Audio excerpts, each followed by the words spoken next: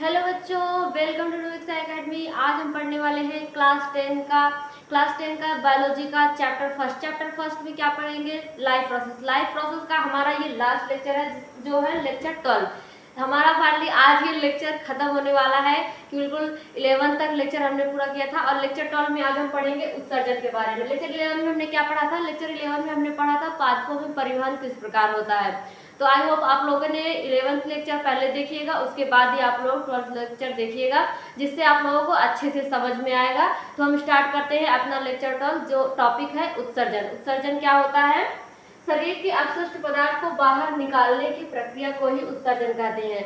जो शरीर में हमारे जो अपशिष्ट पदार्थ होते हैं, वेस्ट पदार्थ जो होते हैं, उन्हें बाहर निकालने की जो प्रक्रिया होती है उसे ही क्या कहते हैं? उत्सर्जन कहते हैं। और वो जिस अंग के द्वारा होते हैं उसे क्या कहते हैं? उत्सर्जी अंग कहते हैं। ठीक है, जैसे कि हमने जो भोजन किया, भोजन हमारा जो भोजन का पाचन हुआ, पाचन होने के बाद उसमें से जो प्रोटीन्स, विटामिन, फैट्स, ये सब जो कुछ भी था सब हमारी बॉडी ने ले लिया, सब मतलब ग्लूकोज के फॉर्म में, ऊर्जा के फॉर्म में यूज कर लिया। लेकिन जो बचा हुआ पदार्थ, जो अपशिष्ट पदार्थ होता है, उसे क्या कहते हैं? उसको क्या कहते हैं? उत्सर्जी पदार्थ कहते हैं। ठीक है, उसे हम क्या करते हैं? मल के रूप में बाहर निकाल देते हैं। और जो हम वाटर लेते हैं और ये सब जो होता है उसको यूरिया के रूप में बाहर निकाल देते हैं, वही क्या होता है? उत्सर्जी पदार्थ होता है। और आज हम उन्हीं के बारे में पढ़ने वाले हैं, जिसे क्या कहते हैं? उत्सर्जन कहते हैं। ठीक है, तो आइए पढ़ते हैं हम। शरीर के अपशिष्ट पदार्थ को बाहर निकालने की प्रक्रिया को ही उत्सर्जन कहते हैं। ठीक है, और जिस अंग से ये प्रक्रिया पूरी होती है, जिस अंग के द्वारा ये प्रक्रिया पूरी होती है, उस अंग को क्या कहते हैं? उत्सर्जी अंग कहते हैं। अब देखिए वो अंग कौन कौन से होते हैं। ठीक है, पहला हमारा हो गया त्वचा। त्वचा क्या होती है? त्वचा हमारे पसीने को निकालने के काम आती है। अपशिष्ट पदार्थ में ऐसा नहीं है कि जैसे कि भोजन हमने किया, जो उसमें से वेस्ट पदार्थ जो बचा वही होता है, नहीं। जो भी हमारे शरीर से बाहर निकल रहा है, हमारे शरीर के लिए यूजेबल नहीं है, वो नुकसानदायक है, उसे हम क्या कह सकते हैं? उन सबको अपशिष्ट पदार्थ कह सकते हैं। ठीक है, तो जैसे हो गया पसीना, त्वचा के थ्रू क्या निकलता है? पसीना निकलता है। हो गया दूसरा पॉइंट, हो गया हमारा फेफड़ा। फेफड़े से क्या होता है? कार्बन डाइऑक्साइड और वाष्प और बलगम, जो लोगों को खांसी आती है, बलगम निकलता है, म्यूकस हो गया, ये सब कुछ क्या होता है? फेफड़े के द्वारा होता है। ठीक, उसके बाद तीसरी पॉइंट है हमारा बड़ी आंत। ठीक है, बड़ी आंत क्या होता है? अपचित भोजन जो होता है उसको बाहर करता है। कैसे करता है? उसे क्या कहते हैं? हम काइल कहते हैं। जो अपचित भोजन होता है, जो मतलब कि पचने के बाद जो वेस्ट पदार्थ बचता है, लेकिन अभी एकदम मतलब कि निकलने के होने, उसमें क्या होता है? बड़ी आंत से निकाला जाता है। किसको? जो अपचित भोजन होता है, जिसे क्या कहते हैं? काइल कहते हैं। ठीक है, किसके रूप में? जैसे भोजन के रूप में नहीं उसको कहते हैं, उसे हम काइल के रूप में जानते हैं। तो चौथा पॉइंट हो गया हमारा क्या? यकृत हो गया। यकृत से क्या होता है? यकृत जो है अमोनिया को यूरिया के रूप में परिवर्तित करती है। ठीक है, यकृत का क्या कार्य होता है? अमोनिया को यूरिया के रूप में परिवर्तित होती है, उसे बाहर निकलने के लिए। अमोनिया यकृत का वेस्ट पदार्थ होता है। ठीक है, उसे क्या कहेंगे? वेस्ट पदार्थ। और हो गया पांचवा पॉइंट हमारा हो गया वृक्क। वृक्क क्या करता है? यूरिया पेशाब का उत्सर्जन करता है। यूरिया और पेशाब का उत्सर्जन करता है। ठीक, ये सब जो है क्या है? उत्सर्जी अंग है ये पांचों। और उन उत्सर्जी अंगों से जो अपशिष्ट पदार्थ निकल रहे हैं वो ये हैं। ठीक है, आप लोग इसे नोट कर लीजिए। उसके बाद हम आगे आपको किसके बारे में? किडनी के बारे में बताते हैं। किडनी क्या करती है, जो पूरा उसका वर्क है, और डायग्राम के साथ हम आप लोगों को पूरा समझाएंगे। हाँ तो बच्चों, अब हमें पढ़ना था किडनी के बारे में। ठीक है, किडनी क्या होती है? यहाँ पर डायग्राम देख लीजिए आप लोग। किडनी का हमने डायग्राम बनाया है और उसका सारा नाम को नोटेड कर दिया है। देखिए पढ़ते हैं। यह उत्सर्जन का मुख्य अंग है। जो हमारी किडनी होती है, यह उत्सर्जन का मेन अंग होती है। ठीक है, और यह संख्या में कितने होते हैं? 2 होते हैं। जो किडनी की संख्या होती है कितनी होती है? 2 होती है। देखिए एक यहाँ पर हो गई, एक देखिए, यानी कि लेफ्ट और राइट 2 किडनी होती है। जो कहाँ पर होती है? गुर्दे के मतलब पीछे पृष्ठ भाग पर होती है, गुर्दे के ऊपर। ठीक है, यानी इसे क्या कहते हैं? गुर्दा कहते हैं हिंदी में, वृक्क भी कहते हैं और किडनी भी कहते हैं, तीनों इसी का नाम है। ठीक है, किडनी एक नाम और है इसका, आप लोग कर लीजिए, गुर्दा। ठीक है, ये संख्या में कितने होते हैं? 2 होते हैं। इसका भार कितना होता है? इसका भार जो होता है लगभग 140 ग्राम होता है। ठीक है, कितना होता है? 140 ग्राम होता है। और इसका रंग, अगर इसके रंग की बात करें तो इसका रंग जो है लाल भूरा होता है, यानी कि रेडिश ब्राउन। लाल और भूरा दोनों मतलब मिक्स होता है। ठीक है, अगर जैसे लाल कलर और भूरा कलर दोनों कलर को मिलाया जाए, जो कलर बनेगा उसे क्या कहते हैं? रेडिश ब्राउन कहते हैं। और उसी कलर की हमारी ये किडनी जो होती है वो होती है। ठीक है, इसके कार्य की बात करें, इसका कार्य क्या होता है? किडनी जो काम करती है, यह रक्त को छानने का कार्य करती है। क्या करती है? जो रक्त होता है उसको छानने का काम करती है। जैसे कि जो हमारे शरीर का जो अशुद्ध रक्त होता है उसको ये मतलब कि छानती है और उसे वापस शरीर में अच्छे मतलब कि बढ़िया से साफ करती है। और जो पेशाब होता है और उसका एसिड बेस जो होता है उसके पीएच को नियंत्रित रखती है। और जो जहर होता है उसको निष्क्रिय करती है। जहर की जैसे बात करें, अगर किसी ने जैसे जहर खा लिया हो तो सबसे पहले कहा जाता है, जैसे सब लोग कहते हैं कि इनका टेस्ट का टेस्ट किस में पता चलेगा, ऐसे पता तो चलता है यकृत का। अगर किसी ने जहर मतलब किया है, खाया है, जहर पिया है या तो वो सबसे पहले किडनी में तो आएगा, पता चलेगा किडनी से भी, लेकिन किडनी जो है क्या करती है उसको निष्क्रिय कर देती है। यानी कि किडनी में नहीं पता चलेगा कि जहर खाया है, पिया है या नहीं, वो किससे पता चलता है, लीवर से पता चलता है। इसलिए ये क्या करता है, जहर को निष्क्रिय कर देता है, ठीक है, उसे उदासीन कर देता है। और इसका ये जो है एसिड और बेस जो होता है इसको क्या करता है, इसके पीएच को नियंत्रित रखता है, जो हमारी किडनी होती है, ठीक है।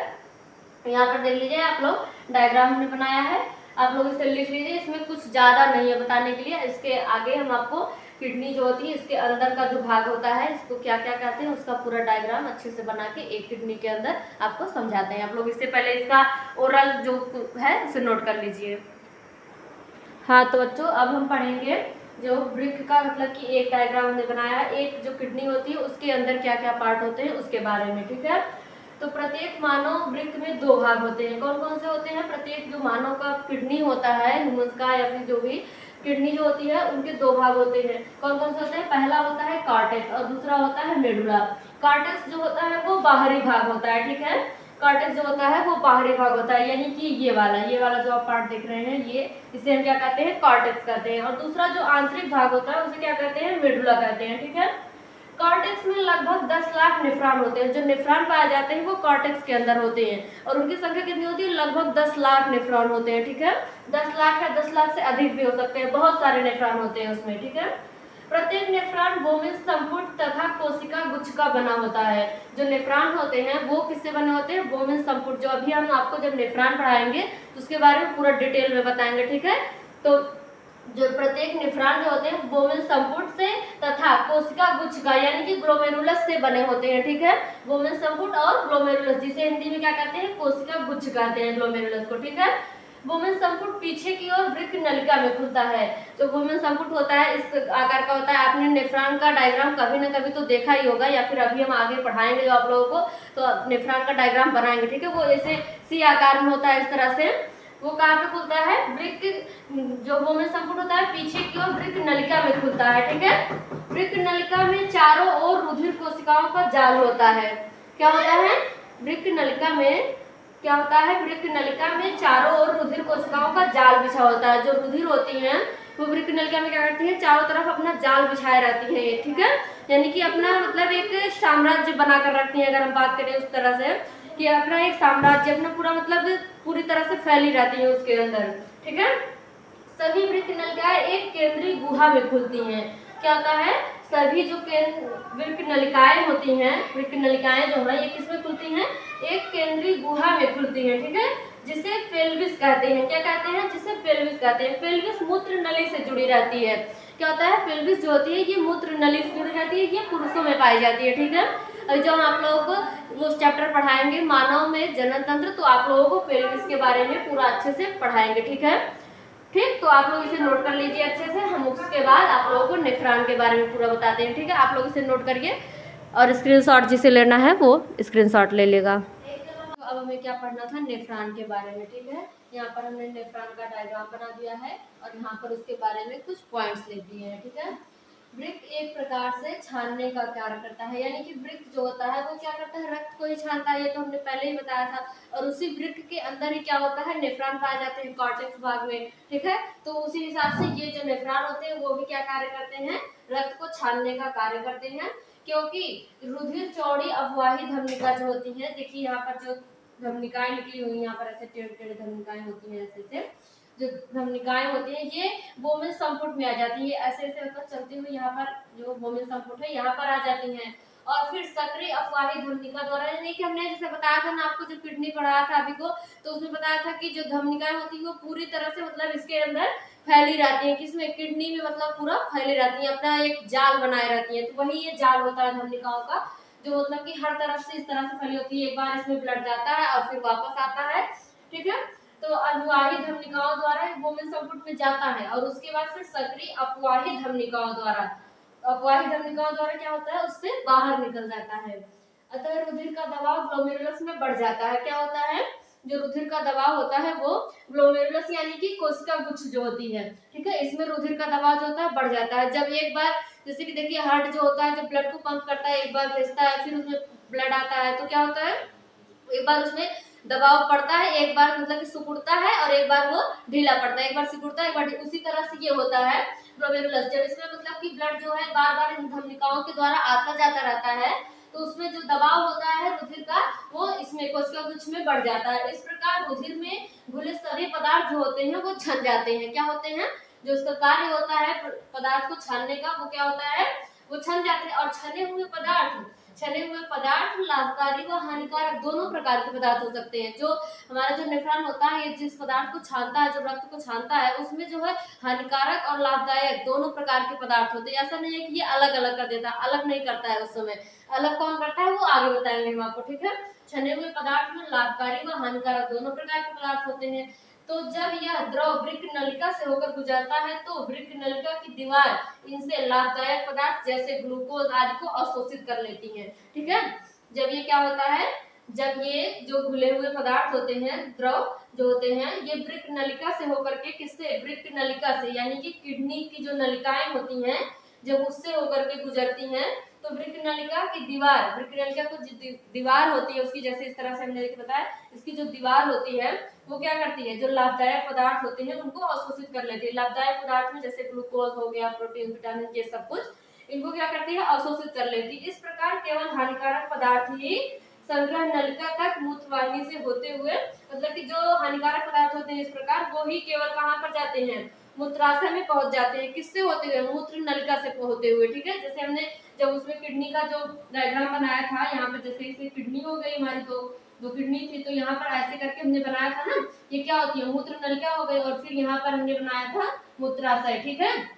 यहाँ पर आ जाती है, किससे होती है, मूत्र नलिका से होते हुए मूत्राशय में आती है और फिर मूत्राशय से, मूत्र मार्ग से वो बाहर निकल जाती है, ठीक है। क्या होता है, मूत्राशय में पहुंच जाते हैं और यहाँ से आवश्यकता अनुसार समय समय पर बाहर निकलते रहते हैं।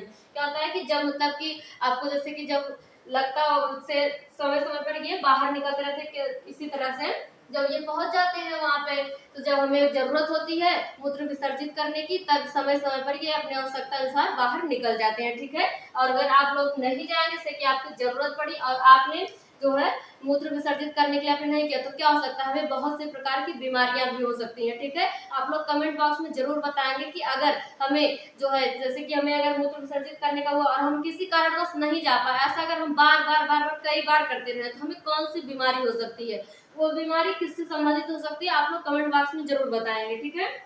और एक बात और नोट डाल के आप लोग लिख लेंगे, एक वयस्क स्वस्थ व्यक्ति जो होता है वो प्रतिदिन उसके शरीर से कितना 180 लीटर रक्त जो है छनता है, कितना 180 लीटर रक्त छनता है। आप लोग सोच लीजिए कि एक शरीर मतलब कि कितने लीटर रक्त पूरे दिन भर में छनता होगा, जितना हमने बताया कि 180 लीटर प्रतिदिन, 180 लीटर। सोचिए एक साल, एक महीने, एक हफ्ते, इतने में कितना प्रति लीटर ब्लड छानता होगा और कितने घंटे में, ठीक है।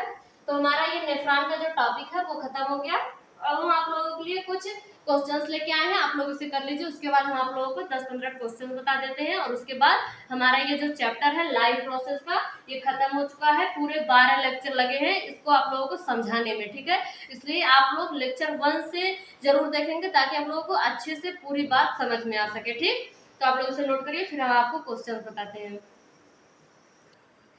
हाँ तो बच्चों, हम आपके लिए कुछ क्वेश्चंस लेके आए हैं और उसके आंसर भी लेके आए हैं, लेकिन लास्ट में हम आप लोगों को एक क्वेश्चन देंगे जिसका आंसर आप लोगों को कमेंट बॉक्स में बताना है। अभी जो क्वेश्चन लेके आए उसके आंसर हम साथ में लेके आए, चलिए देखते हैं।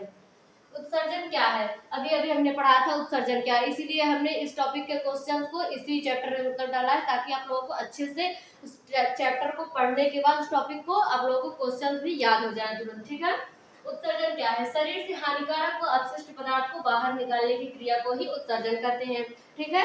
अगर ऐसे क्वेश्चन आ गया 1 नंबर में ये क्वेश्चन पूछ सकता है उत्सर्जन क्या है, तो आप लोग इस आंसर को लिख देंगे आसान और सिंपल तरीके से। और जिसको भी जो भी इस क्वेश्चन को कोई भी एग्जामिनर देखेगा, ऐसा नहीं है कि 4 लाइन में आप लोग लिखेंगे तभी समझ में आएगा, पूरा साफ और क्लियर उसकी भाषा है कि क्या होता है उत्सर्जन। ठीक है, मानव शरीर का मुख्य उत्सर्जी अंग कौन सा है, ये तो आप लोगों को पता ही है, वृक्क या किडनी या गुर्दा, तीनों मतलब कि तीनों एक ही नाम है, कोई भी लिख सकते हो आप। ठीक, डायलिसिस क्या है, ये हमने आप लोगों को एक शॉर्ट वीडियो में पढ़ाया है, इसमें नहीं था इसलिए एक्स्ट्रा पॉइंट में था, तो हमने इसको मतलब कि बनाया नहीं। अगर आप लोगों को जरूरत होगी तो आप लोग शॉर्ट वीडियो में देख लेंगे डायलिसिस क्या है, उसका पूरा प्रोसेस हमने शॉर्ट वीडियो में समझा दिया है। डायलिसिस, वृक्क खराब हो जाने के बाद मशीन द्वारा रक्त को साफ करने की प्रक्रिया को ही क्या कहते हैं, डायलिसिस कहते हैं। जब हमारी किडनी खराब हो जाती है, किसी भी कारणवश किडनी खराब हो जाती है, तब मशीन के द्वारा रक्त को बाहर निकाला जाता है और फिर उसे साफ किया जाता है और फिर वापस उसे पुनः शरीर में भेज दिया जाता है। इसी प्रक्रिया को क्या कहते हैं, डायलिसिस कहते हैं। पसीना शरीर के लिए आवश्यक क्यों है, पसीना शरीर के अतिरिक्त जल व लवण को बाहर निकालता है तथा शरीर के तापमान को नियंत्रित रखता है। ठीक है, पसीना का क्या कार्य होता है, पसीना शरीर के अतिरिक्त जल, जो भी मतलब कि अपशिष्ट जल होते हैं और लवण होते हैं, उनको बाहर निकालता है तथा शरीर के तापमान को नियंत्रित रखता है। ठीक है, जैसे कि मौसम के हिसाब से वो अपना तापमान बनाता है पसीना शरीर से बाहर निकलकर। परिसंचरण तंत्र क्या है, ये हमने आपको अगले लेक्चर में लेक्चर 11 में पढ़ाया था, तो इसलिए इसका क्वेश्चन भी हमने इसमें डाल दिया है। ठीक है, परिसंचरण तंत्र क्या है, देखते हैं आप लोगों को पिछले क्वेश्चन का याद है, पिछले चैप्टर रक्त, शरीर में रक्त के प्रवाह की व्यवस्था को ही परिसंचरण तंत्र कहते हैं। हमने उसमें आपको बड़े में समझाया था, लेकिन ये शॉर्ट क्वेश्चंस के लिए ये आंसर बहुत ही सुटेबल रहेगा। ठीक है, शरीर में रक्त के प्रवाह को यानी कि रक्त के बहने की प्रक्रिया को ही, व्यवस्था को ही क्या कहते हैं, परिसंचरण तंत्र कहते हैं। हृदय क्या कार्य करता है, हृदय का क्या कार्य होता है, हृदय पूरे शरीर में रक्त को पंप करता है या भेजता है या पहुंचाता है अपनी वाहिनियों द्वारा, जो भी मतलब आप लोग लिखे, हृदय शरीर में पूरे शरीर में रक्त को पंप करने का कार्य करता है। 7वां क्वेश्चन है हमारा, धड़कन क्या है। आप लोगों ने ये क्वेश्चन सुना होगा, हो सकता है, धड़कन क्या है, हृदय के सिकुड़ने और फैलने की क्रिया को ही धड़कन कहते हैं, जिसे हम क्या कहते हैं, डायस्टोल और सिस्टोल। ठीक है, उसे क्या कह सकते हैं, हम धड़कन भी कह सकते हैं। हृदय के सिकुड़ने और फैलने की क्रिया को ही धड़कन कहते हैं। ये हो गया हमारा 7 क्वेश्चन, और एक क्वेश्चन हम जो आप लोगों के लिए लेके आए हैं उसे हम इसको लिख दे रहे हैं बोर्ड पे। वो क्वेश्चन आप लोग उसका आंसर हमें कमेंट बॉक्स में जरूर बताएंगे इन क्वेश्चंस को करने के बाद। ठीक है,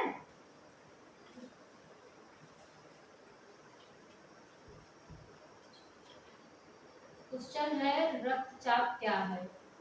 ठीक है, रक्तचाप क्या है। ठीक है, ये हो गया हमारा एक क्वेश्चन। एक क्वेश्चन और हम आपके लिए लेके आए हैं, एक आप लोग बताइएगा, आप लोगों ने भी जल्दी में ही पढ़ा है इसको, धमनी क्या है। ठीक है, ये दोनों क्वेश्चंस आप कमेंट बॉक्स में एकदम एक वर्ड मतलब कि एक शब्द में देने वाला आंसर है, उसे आप लोग मुझे कमेंट बॉक्स में जरूर बताएंगे, जो भी इस क्वेश्चन को मेरे देखेगा। ठीक है, तो आज हमारा ये चैप्टर लाइफ प्रोसेस का चैप्टर जो है वो समाप्त हो चुका है। अगर इसमें से आप लोगों को कोई भी टॉपिक ऐसा लगे नहीं समझ में आया है या फिर छूट गया है, तो आप लोग जरूर मुझे बताएंगे, उसके लिए मैं आपको वीडियो बना दूंगी। अब ये मेरा लेक्चर, ये चैप्टर समाप्त हो चुका है। अब अगले चैप्टर में हम शुरू करेंगे समन्वय एवं नियंत्रण। ठीक है, तो आप लोग क्वेश्चंस को अच्छे से पढ़िए और अपनी पढ़ाई पर ध्यान दीजिए। धन्यवाद आप लोगों को इस वीडियो को देखने के लिए और अच्छे तरीके से समझने के लिए। धन्यवाद।